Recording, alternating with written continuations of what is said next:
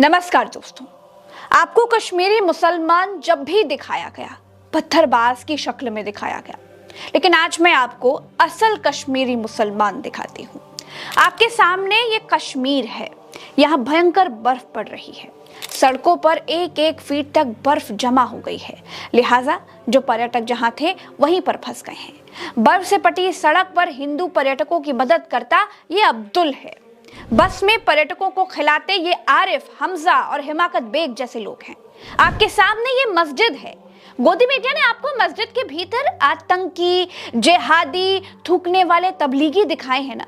बहुतों ने मस्जिदों और मदरसों को आतंक के अड्डे बताए हैं।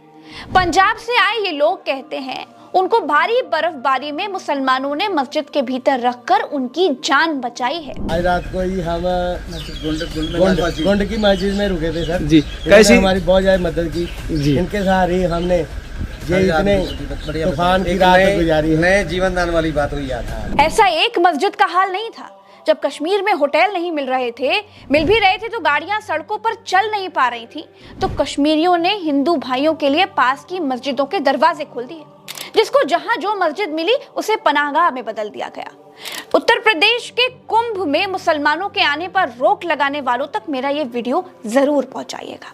तो मुसलमानों को गंगा में नहाने से रोकते हो, गंगा किनारे लगे मेले में आने से रोकते हो, लेकिन मुसलमान संकट के समय तुम्हें मस्जिदों में भी पनाह देने से नहीं हिचकते।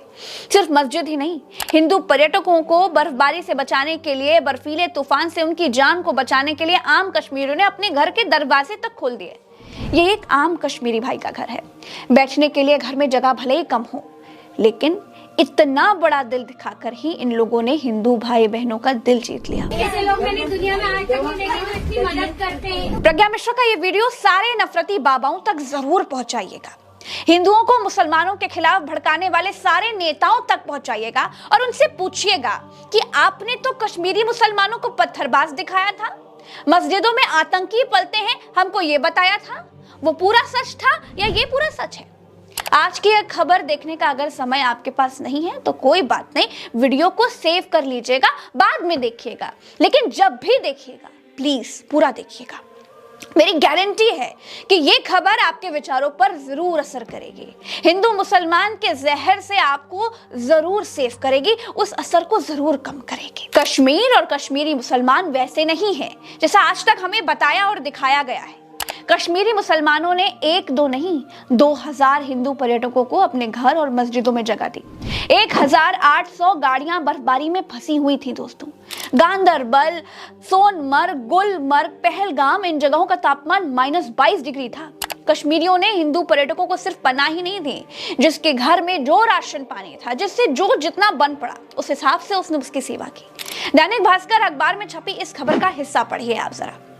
दूध पखरी में फंसे 9 पर्यटकों में एक पर्यटक राजेश राजपूत ने बताया कि हम बर्फबारी में 4 घंटे तक फंसे थे। शाम होने लगी थी, तापमान गिरने लगा था। अनीस अहमद और उनके परिवार के लोग आए और हमें लेकर गए, और उन्होंने हमारा जो ख्याल रखा वो हमेशा याद रहेगा। ऐसे और भी उदाहरण अखबार ने छापे हैं, अब वीडियो रोक कर खुद पढ़ सकते हैं। दोस्तों, इन नेताओं के भड़काने में प्लीज मत आइए, बाबाओं के लड़ाने से लड़िए मत। बस एक बात याद रखिए, 700 साल तक इस देश पर मुगल शासन रहा। 700 साल तक देश पर मुसलमानों ने एक छत्र राज किया है। अगर मुस्लिम राजाओं ने तलवार के दम पर इस्लाम फैलाया होता तो आपको लगता है कि 700 साल में भारत के भीतर कोई हिंदू बचता? और अगर 700 सालों तक मुगलों ने भारत में तलवार के दम पर इस्लाम फैलाया था तो भारत में सिर्फ 20% ही मुसलमान क्यों रहे? क्यों बहुसंख्यक आबादी मुगल काल में भी हिंदुओं की ही थी? मेरे ये बताने का मतलब सिर्फ इतना है कि अपने अपने धर्म का प्रसार सब करते हैं, अपनी अपनी तरह से करते हैं। इस देश के कमजोर, दलित, शोषित और वंचित हिंदू तबके ने जुल्म से परेशान होकर बौद्ध धर्म अपना लिया। उस पर कोई बाबा, कोई नेता, कोई कुछ नहीं बोलता, लेकिन मुसलमानों के नाम पर ये सब आपको भड़काने के लिए चले आते हैं।